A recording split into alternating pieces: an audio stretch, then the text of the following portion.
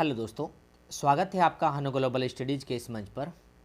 देखिए, हाल ही में अभी उत्तराखंड अधीनस्थ चयन आयोग के द्वारा जो हम लोग देखें यहाँ पर जो विज्ञापन जारी किया गया है अभी उत्तराखंड अधीनस्थ चयन आयोग के द्वारा, ये विज्ञापन आपका 14 मार्च 2024 को जारी हुआ है।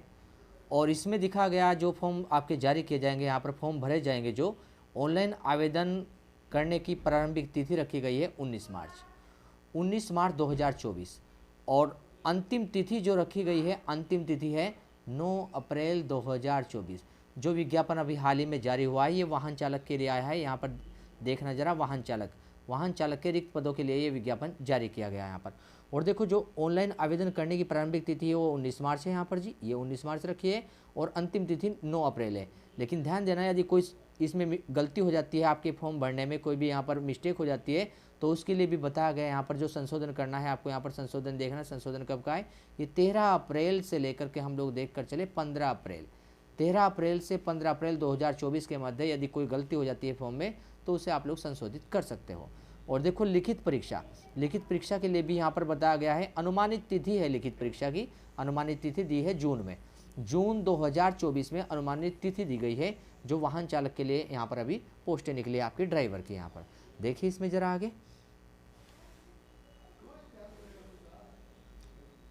देखिए, इसमें कुल यहाँ पर जो दिखाए गए 34 पद हैं। 34 पदों पर अभी आपका अधियाचन जारी किया गया है, जो वाहन चालक के पद है। काफ़ी पद है, यदि हम लोग देखें यहाँ पर वाहन चालक में, इसमें अलग अलग जगह पर पद दिखाए गए हैं। आगे हम लोग इन सब का वर्णन करेंगे। कुल 34 रिक्त पदों पर चयन हेतु ऑनलाइन आवेदन आमंत्रित किए जाएंगे। देखो जरा, अब देखो यहाँ पर जो वाहन चालक के जो पद दिए गए हैं, यहाँ पर किस प्रकार से पद है। अब देखो, इसमें पदों के नाम, एक तो वाहन चालक है आपका यहाँ पर राज्य संपत्ति विभाग उत्तराखंड में, एक तो वाहन चालक यहाँ पर मिलेंगे आपको।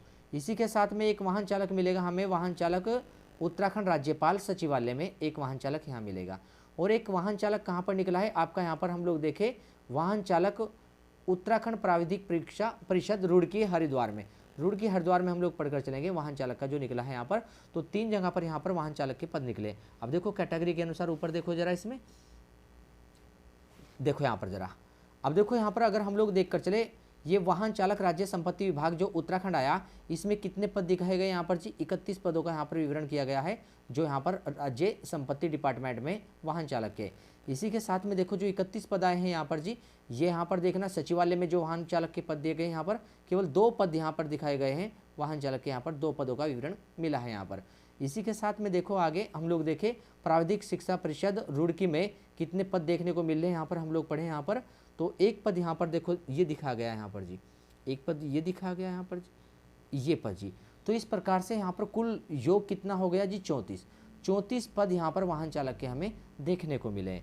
इसी के साथ में कैटेगरी के अनुसार पदों को बांटा गया है यहाँ पर। अगर हम लोग देखें उत्तराखंड महिला में, देखो उत्तराखंड महिला में जो पद देख कर चलते हैं, यहाँ पर कोई पद नहीं मिला उत्तराखंड महिला का यहाँ पर जी, वाहन चालक का जी। इसी प्रकार से स्वतंत्रता सेनानी में हम लोग देख कर चले, स्वतंत्रता सेनानी में अन्य पिछड़ा वर्ग में भी यहाँ पर देखो, अन्य पिछड़ा वर्ग के तीन पद दिखाए गए, अन्य पिछड़ा वर्ग के यहाँ पर जी आपके 3 पदों का विवरण है केवल अन्य पिछड़ा वर्ग में। यहाँ पर ध्यान देंगे, ये 3 पदों का विवरण किया, लेकिन स्वतंत्रता सेनानी यहाँ पर नहीं दिए गए हैं। साथ में भूतपूर्व सैनिक को अगर देख कर चले, तो भूतपूर्व सैनिक का एक ही पद दिखाया गया है यहाँ पर राज्य संपत्ति विभाग में, जो हम लोग यहाँ पर देख कर चलेंगे। इसी के साथ यहाँ पर हम लोग देखें अनाथ के लिए भी हम लोग देख कर चले, एक पद का यहाँ पर विवरण मिला है अनाथ के लिए। और भूतपूर्व सैनिक के लिए भी यहाँ पर एक पद का विवरण मिला है, जो भूतपूर्व सैनिक को हम लोग पढ़कर चले। यहाँ पर ये एक पद मिला है भूतपूर्व सैनिक का, और यहाँ पर हम लोग देखेंगे अनाथ के लिए भी एक पद देखने को मिला। आगे देखेंगे इसी प्रकार से हम लोग जरा यहाँ पर ध्यान दें जरा, इसमें हम लोग पढ़ेंगे यहाँ पर जो वाहन चालक राज्यपाल सचिवालय है, इसमें देखो SC के लिए एक पद दिया है, SC के लिए। उसी के साथ में ST के लिए कोई नहीं है, OBC के लिए भी कोई नहीं है यहाँ पर। EWS वालों के लिए एक पद दिया गया है यहाँ पर, हम लोग देख कर चले EWS वालों के लिए। तो देखिए जरा, EWS वालों के लिए एक पद का विवरण यहाँ पर मिला है हमें। उसी के साथ देखें यहाँ पर जनरल के लिए भी यहाँ पर कोई पद नहीं है। तो राज्यपाल सचिवालय में कुल 2 पदों का विवरण मिला है यहाँ पर, हम लोग देख कर चले वाहन चालक पर जी। इसी प्रकार से देखें रुड़की हरिद्वार में पढ़ेंगे हम लोग, यहाँ पर कितना मिला है जी, केवल OBC के लिए एक पद का विवरण किया गया है रुड़की हरिद्वार में। यहाँ पर SC के लिए कोई पद नहीं है, SC के लिए यहाँ पर जी। और देखो ST के लिए भी यहाँ पर कोई पद नहीं है, ST के लिए।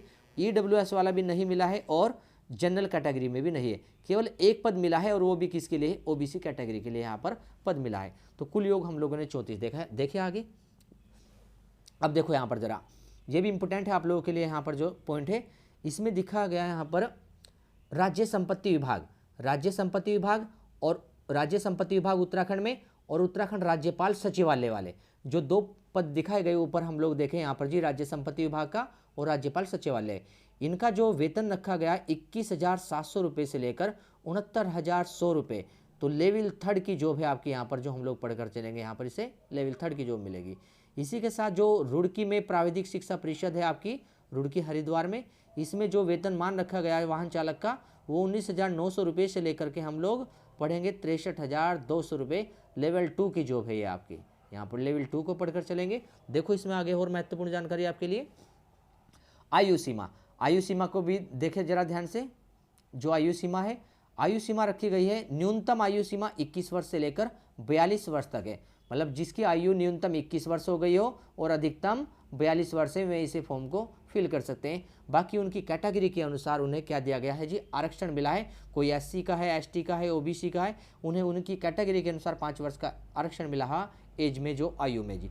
उसी के साथ में देखो शैक्षिक योग्यता, जो शैक्षिक अर्हता है, ये शैक्षिक अर्हता क्या है? अलग अलग दी है शैक्षिक अर्हता। हम लोग यहाँ देखेंगे नंबर 1 पर राज्य संपत्ति विभाग उत्तराखंड के अंतर्गत। तो संपत्ति विभाग वाहन चालक की योग्यता क्या दी है यहाँ पर जी? जो संपत्ति विभाग में वाहन चालक है उन्हें कहा यहाँ पर मान्यता प्राप्त शैक्षिक संस्था से 8वीं कक्षा में परीक्षा उत्तीर्ण कर लियो। 8वीं कक्षा की परीक्षा 8वीं पास चाहिए, मतलब यहाँ पर जी राज्य संपत्ति विभाग वाहन चालक की। और सेकंड ऑप्शन में दिया है कि यथा स्थिति भारी और हल्के वाहन को चलाने का वैध चालक लाइसेंस नियम 16 के अधीन उसके पास हो। मतलब उसके पास में हम लोग देखकर चलेंगे यहाँ पर जी, लाइसेंस होना चाहिए जो भारी हल्के वाहन चलाने का है। और देखो ये जो लाइसेंस दिया है ये क्या कहा है इसने, कि सेवायोजन कार्यालय को अधिसूचित किए जाने के दिनांक से पूर्व 3 वर्ष से अन्यून अवधि का रखता हो। मतलब इसका कहने का अर्थ ये हो रहा है कि आप लोग को जो लाइसेंस चाहिए राज्य संपत्ति विभाग में वो 3 वर्ष पुराना चाहिए, 3 वर्ष पहला चाहिए, और वो लाइसेंस भी आपका सेवायोजन कार्यालय में वहाँ पर लिखा होना चाहिए, इस प्रकार से। उसी के साथ में नंबर 2 पर क्या पोस्ट थी हमारे यहाँ पर वाहन चालक में, ये हमारा दिया गया था यहाँ पर राज्यपाल सचिवालय, वाहन चालक राज्यपाल सचिवालय दिया था हम यहाँ पर जी। और ये देखो राज्यपाल सचिवालय का वाहन चालक, इसके लिए क्या योग्यता रखी है? इसमें कहा मान्यता प्राप्त शैक्षिक संस्था से कक्षा 8 की परीक्षा उत्तीर्ण कर ली हो यहाँ पर। तो मतलब वाहन चालक के लिए कक्षा 8 चाह रही है हमें यहाँ पर जी। और देखो इसी के साथ यहाँ पर क्या दिया है, प्रथम दिवस से पूर्ववर्ती 5 वर्ष से अन्यून अवधि का विधि मान्य ड्राइविंग लाइसेंस हो। मतलब यहाँ पर ध्यान देना जरा, इसके लिए क्या रखा गया यहाँ पर उत्तराखंड में राज्यपाल सचिवालय के लिए लाइसेंस की अवधि क्या रखी गई है? 5 साल पुराना लाइसेंस आपके पास होना चाहिए यहाँ पर, जो विज्ञप्ति के यहाँ पर तिथि दी गई है। और 1988 के नियमों के अधीन ये लाइसेंस बनाए गए हो। नंबर 3 पर देखो जरा, नंबर 3 देखो उत्तराखंड में जो नंबर 3 को देखेंगे हम लोग यहाँ पर जी, ये प्राविधिक शिक्षा परिषद रुड़की देहरादून में, इसकी क्या योग्यता है यहाँ पर वाहन चालक के लिए यहाँ पर जी? तो प्राविधिक शिक्षा रुड़की परिषद में देखो आप लोग जरा वाहन चालक है जो यहाँ पर मिला है हमें, इसकी योग्यता को पढ़ो जरा। इसमें देखो नंबर 1 पर दिया है शैक्षिक संस्था, वही 8वीं कक्षा रखी गई है। और इसमें भी क्या कहा है नंबर 2 पर 16 के अधीन रिक्ति सेवायोजन कार्यालय को अधिसूचित किए जाने हेतु दिनांक से पूर्व हम लोग देख कर चले, यहाँ पर भी 3 वर्ष का अनुभव होना चाहिए ड्राइविंग लाइसेंस का, भारी व हल्के वाहन चलाने को जो हम लोग ड्राइविंग लाइसेंस देख कर चले। तो यहाँ पर भी 3 वर्ष का यहाँ पर अनुभव चाहिए जी। इसमें 3 वर्ष का माना है केवल राज्यपाल में मांगा है जी, राज्यपाल सचिवालय में जो वाहन चालक का 5 वर्ष का अनुभव। और देखो इसमें अधिमान में क्या कहा है कि लिखित प्रतियोगी परीक्षा में यदि समान अंक प्राप्त कर ले किन्हीं विद्यार्थियों ने, तो आयु में जो भी बड़ा होगा, ज्येष्ठ होगा, उसी अभ्यर्थी को चयन सूची में ऊपर रखेंगे। मतलब किसी के यहाँ पर देख कर चले जो नंबर बराबर आ जाएंगे लिखित परीक्षा में, तो उन बराबर वाले नंबरों में से जिसकी आयु अधिक होगी जिस विद्यार्थी की, उसे वहाँ पर अधिमानी अर्हता मिलेगी। अब प्रतियोगी परीक्षा में देखो जरा, यहाँ पर देखो क्या दिया है यहाँ पर परीक्षा में। तो परीक्षा किस प्रकार की रखी कि 100 अंकों की परीक्षा होगी आपकी यहाँ पर जी, 100 अंकों की, जिसमें से 50 अंकों की लिखित परीक्षा होगी, लिखित परीक्षा होगी यहाँ पर जी। और जिसमें क्या कहा कि वाहन चालन व सामान्य ज्ञान से संबंधित वस्तुनिष्ठ प्रकार के प्रश्न होंगे। मतलब समझना कि सामान्य ज्ञान के प्रश्न आएंगे इसमें जी, जो सामान्य ज्ञान दिया है। और साथ में क्या आएगा यहाँ पर, जो वाहन चालक है यहाँ पर जी, वाहन चालन है, इससे संबंधित जानकारी आपको मालूम होनी चाहिए कि किस प्रकार से वाहन चालक के पास क्या क्या उसे ज्ञान रखना चाहिए। ड्राइविंग करते समय यहाँ पर रेड और ग्रीन का किस प्रकार का अनुभव रहना चाहिए, वहाँ पर लाइट जो चलती है वहाँ पर। इस परीक्षा को देखो लिया है यहाँ पर 1 घंटे की समय अवधि में, मतलब 1 घंटे का टाइम मिलेगा आपको और उसमें 50 वस्तुनिष्ठ प्रकार के प्रश्न दिए जाएंगे। वस्तुनिष्ठ मतलब ऑब्जेक्टिव टाइप के आपके बहुविकल्पीय प्रश्न होंगे। और मूल्यांकन के पश्चात यहाँ पर दिया है अभ्यर्थी प्राप्तों का 50% प्राप्तांकों का 50% किया जाएगा मूल्यांकन। अब देखो इन 50% प्राप्तांकों में सामान्य जो जनरल कैटेगरी के हैं, ईडब्ल्यूएस आर्थिक रूप से कमजोर वर्ग के हैं और पिछड़ा वर्ग के हैं यहाँ पर जी, ओबीसी वाले हैं। साथ में इनके लिए क्या रखा गया है, न्यूनतम अर्हक अंक 45% पास करने बहुत जरूरी होंगे यहाँ पर जी। अगर 45% नहीं कर पाएंगे तो आप लोगों की कॉपी नहीं चेक हो पाने की यहाँ पर, जनरल कैटेगरी की, ईडब्ल्यूएस वालों की और ओबीसी वालों की। इसी प्रकार से जो एससी वाले हैं, अनुसूचित जनजाति एसटी वाले हैं, जो यहाँ पर जी एसटी वाले हैं, उनके लिए क्या रखा गया, 35% अंक प्राप्त करने बहुत यहाँ पर जरूरी हो जाएंगे यदि कॉपी चेक करानी है वहाँ पर जी। अब देखो यहाँ पर दिया है नंबर 2 पर, लिखित प्रतियोगी परीक्षा में उत्तीर्ण अभ्यर्थियों को लिखित प्रतियोगी परीक्षा की प्रवीणता सूची से 1 पद के सापेक्ष 6 गुना अभ्यर्थियों को वाहन चालक परीक्षा ड्राइविंग टेस्ट हेतु आमंत्रित किया जाएगा। मतलब जो इस परीक्षा में पास होगा लिखित परीक्षा में, फिर उसके लिए एक प्रैक्टिकल टेस्ट होगा, वहाँ पर गाड़ियाँ वगैरह आपसे चलाकर दिखाई जाएगी, तो 6 गुना अभ्यर्थियों को उसमें बुलाया जाएगा। अब देखो जरा नंबर 3 में क्या कह रहा है यहाँ पर जी, नंबर 3 को भी जाना। लिखित प्रतियोगी परीक्षा के पश्चात ड्राइविंग परीक्षा 75 अंकों की होगी। मतलब आप लोग समझना यहाँ पर 75 अंकों का ड्राइविंग टेस्ट होकर चलेगा आपका। और जो ऊपर 50 क्वेश्चन दिए लिखित परीक्षा के, वे 50 क्वेश्चन में हम लोग देखकर चले 1 क्वेश्चन आधा नंबर का होगा वहाँ पर जी। इस प्रकार से 25 अंक मिलेंगे आपको 50 क्वेश्चनों के वहाँ पर जी। और 75 अंक मिलेंगे आपको यहाँ पर जी ड्राइविंग परीक्षा के, जो गाड़ियाँ आपसे वहाँ पर चला कर देखेंगे। जिसमें सामान्य देखो ये 75 अंकों में सामान्य और आर्थिक रूप से कमजोर ईडब्ल्यूएस, अन्य पिछड़ा वर्ग के और अनुसूचित जाति, देखो इसमें आगे अनुसूचित जाति एससी, जनजाति एसटी अभ्यर्थियों को न्यूनतम 50% अंक लाना बहुत जरूरी होगा। मतलब 75 में से आपको 35 अंक लाने बहुत जरूरी होंगे ड्राइविंग टेस्ट में भी। 4 नंबर पर क्या लिखा है, अंतिम प्रवीणता सूची लिखित प्रतियोगी परीक्षा और ड्राइविंग परीक्षा प्राप्तांकों के आधार पर की जाएगी। इसका मतलब क्या है कि लिखित परीक्षा जो हुई है आपकी, वहाँ पर 50 प्रश्न पूछे गए थे और ड्राइविंग टेस्ट जो हुआ है 75 अंकों का हुआ है, इन्हें जोड़ करके दोनों को तब जाकर के आपकी फाइनल मेरिट लगेगी यहाँ पर। अब प्रतियोगी परीक्षा में देखो यहाँ पर जो दिया है, ध्यान देना जरा इस पर भी। प्रतियोगी परीक्षा बिल्कुल सेम है, ऊपर जो हम लोगों ने पढ़ा है यहाँ पर जी, वही 45% सामान्य के लिए, ओबीसी के लिए, ईडब्ल्यूएस वालों के लिए 45% अंक प्राप्त करने लिखित परीक्षा में जरूरी है और इसके लिए 35%, वही सेम है बिल्कुल। अब देखो यहाँ पर क्या है, प्रतियोगी परीक्षा कैसे होगी, ऑफलाइन लिखित रूप में होगी और ऑफलाइन होगी, ऑनलाइन नहीं होने की प्रतियोगी परीक्षा। चले आगे देखें, कोई इंपॉर्टेंट फैक्ट है क्या आपके लिए। चलिए जरा आगे इसमें देखो, इसमें और आयु की गणना हम लोग पहले कर चुके हैं। अब देखो यहाँ पर जो आयु की गणना है पहले ही हो चुकी है। आरक्षण जो मिलेगा वो अपनी कैटेगरी के अनुसार देख लेना आप लोग जरा। इसमें जरा आगे चलो, आवेदन की पात्रता ध्यान देंगे।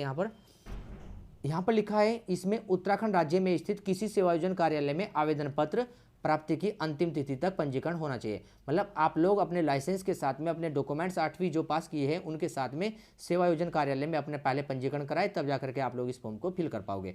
और अभ्यर्थी उत्तराखंड राज्य का मूल निवास या स्थायी निवास प्रमाण पत्र होना चाहिए। मतलब उत्तराखंड का व्यक्ति यहाँ पर आपके फॉर्म फिल कर पाएगा, अन्य किसी स्टेट का नहीं कर पाने का यहाँ पर जी। अब देखो इसमें क्या कहा है आगे, चलिए आपकी आवश्यक नहीं है यहाँ पर जी, आगे देखे जरा, इसमें ये भी आवश्यक नहीं है। चलिए जरा देखो इसमें आगे चलो। हो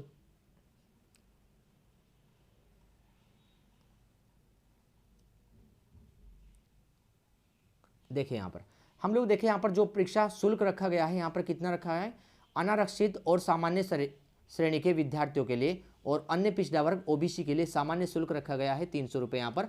और उसी के साथ में एससी के लिए देखें हम लोग और एसटी के लिए देखें हम लोग यहाँ पर, और ईडब्ल्यूएस वालों के लिए देखें हम लोग कितना शुल्क रखा गया है जी, 150 रुपये शुल्क यहाँ पर रखा गया है।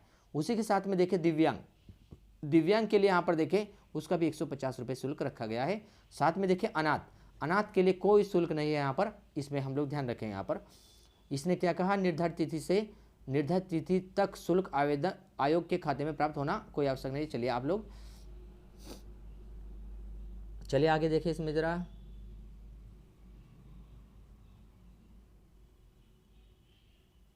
आगे देखिए इसमें और आपके लिए जो आवश्यक होगा। अब देखो ये वही दिया है यहाँ पर संक्षिप्त शब्दों में। AWS क्या है छोड़े, इन्हें भी आप लोग जानते हैं सभी लोग ये। अब देखो ये इंपॉर्टेंट है जो यहाँ पर परिशिष्ट फर्स्ट में लिखा है चालक के पद के लिए पाठ्यक्रम, मतलब क्या सिलेबस रखा गया है आपका यहाँ पर। इसमें 3 यूनिट बनाई है। यूनिट नंबर 1 में ड्राइवर के लिए नियम विनियम योग्यता क्या होनी चाहिए, ये आपके लिखित परीक्षा में आएगा। साथ में यूनिट 2 में करंट अफेयर्स आपकी आएंगी। साथ में यूनिट 3 में उत्तराखंड सामान्य ज्ञान आएगा। ड्राइविंग के लिए जो नियम और विनियम योग्यता है, मतलब ड्राइवर को क्या क्या आवश्यकता पड़ती है, किन किन चीज़ों का ध्यान रखना चाहिए, कौन कौन से नियम का ध्यान रखना चाहिए, आपसे लिखित प्रतियोगी परीक्षा में ये पूछा जाएगा। चलिए आगे देखो जरा। अब देखो ये दिया है ओपन करके यहाँ पर कि ड्राइवर के लिए नियम विनियम योग्यता में ये आपका सिलेबस ओपन किया है। मोटर वाहन के नियम 1989 के अनुसार मोटर वाहन के अधिनियम 1988 2019 में संशोधन हुए हैं जो नियम, और इसी के साथ में मोटर वाहन ड्राइविंग विनियम 2017 का ज्ञान, मतलब ये 1989 के नियम और 1988 के नियम और जो संशोधित होकर आए हैं 2019 में नियम जी, ये आपको मालूम होने चाहिए एक ड्राइवर के लिए। और साथ में 2017 में जो भी नियम बनकर आए हैं एक वाहन चालक के लिए। और वाहन रख रखाव के तकनीक का ज्ञान भी होना चाहिए, वहाँ पर गाड़ी के विषय में मालूम होना चाहिए उसमें, और स्वास्थ्य और स्वच्छता का भी ज्ञान होना चाहिए। ये सब लिखित प्रतियोगी परीक्षा में आपसे पूछे जाएंगे प्रश्न जी यहाँ पर। अब देखो यूनिट 2 में क्या दिया है जी, इसमें दिया है यूनिट 2 में करंट अफेयर्स। तो यहाँ पर हम लोग देखेंगे जो करंट अफेयर्स दिए है यहाँ पर यूनिट 2 में आई है, और इसमें राष्ट्रीय स्तर की करंट अफेयर्स दी है, राष्ट्रीय करंट अफेयर्स आपकी। यूनिट 3 में उत्तराखंड का सामान्य ज्ञान आपका दिया गया है यूनिट 3 में हम लोग। और उत्तराखंड के सामान्य ज्ञान में उत्तराखंड का भूगोल, जो आपके हम लोग देखें उत्तराखंड का इतिहास, कला संस्कृति, और यहाँ पर हम लोग पढ़कर चलेंगे जो उत्तराखंड की अर्थव्यवस्था और उत्तराखंड की राजनीति, उत्तराखंड पर्यटन, मतलब यहाँ पर बेसिक उत्तराखंड पूछा जाएगा आप लोगों से। यहाँ पर हम लोग देखें जी इसमें आगे देखें इसमें बस यही इंपॉर्टेंट जानकारी थी आपके लिए यहाँ पर वाहन चालक के लिए, जो ड्राइवर के लिए हम लोगों ने देखा था। बाकी आप लोग जहाँ पर भी कोई समझ ना आए तो आप लोग कमेंट सेक्शन में भेज सकते हो, इससे संबंधित जो भी सूचना आपको चाहिए। मिलते हैं नेक्स्ट क्लास में आपको इसी प्रकार से हम लोग। धन्यवाद।